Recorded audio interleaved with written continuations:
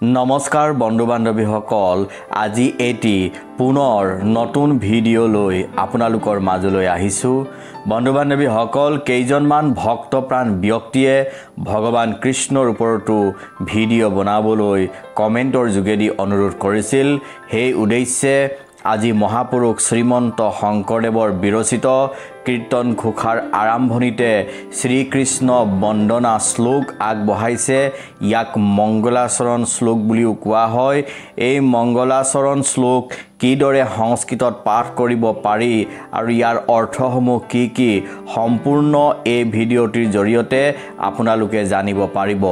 আপোনালোকেও এই শ্লোক ফাঁকি সংস্কৃতত পাঠ কৰিবলৈ চেষ্টা কৰিব পাৰিব। সংস্কৃতৰ শ্লোকসমূহ বিভিন্নজনে বিভিন্ন ধৰণে পাঠ কৰে। মই কিদৰে পাঠ কৰোঁ এই ভিডিঅ'টিৰ জৰিয়তে আপোনালোকে জানিব পাৰিব। আহক তেন্তে শ্লোক ফাঁকি সংস্কৃতত পাঠ কৰোঁ। শ্ৰীকৃষ্ণায় নমঃ। শ্লোক: কৃষ্ণায় বাসুদেবায় দেবকী নন্দনায় চ নন্দ গোপকুমারায় গোবিন্দায় নমো নমঃ। নমঃ পঙ্কজনাভায়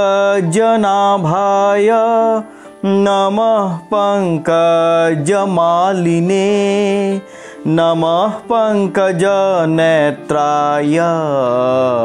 নমস্তে পঙ্কজাঘ্রয়ে। বসুদেবসুতং কৃষ্ণং কংসচাণূরমর্দনম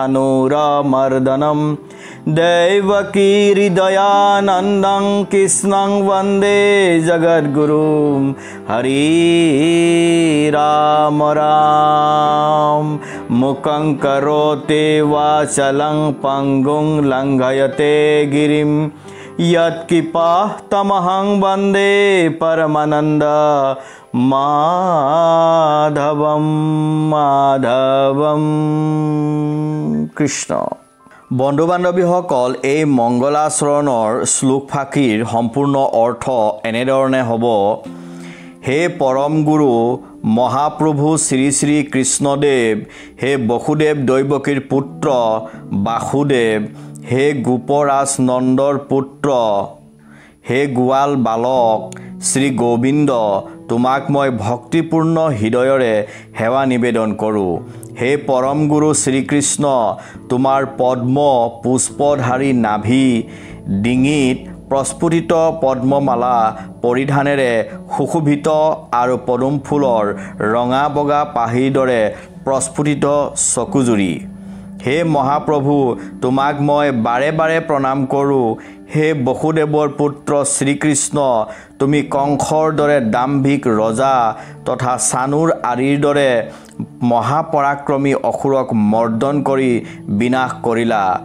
দৈৱকী মাতৃৰ হৃদয়ৰ মধ্যমণি হে মহাপ্ৰভু শ্ৰীকৃষ্ণ, জগতৰ গুৰুৰূপে তোমাক মই সভক্তিৰে বন্দনা কৰোঁ। যিজনাৰ কৃপাত বুবাই কথা ক'ব পৰা হয়, পংগু খুৰায়ো পৰ্বত বগাব পৰা হয়, হে পৰমানন্দ মাধৱ, তোমাৰ চৰণত মই বাৰে বাৰে প্ৰণাম কৰোঁ।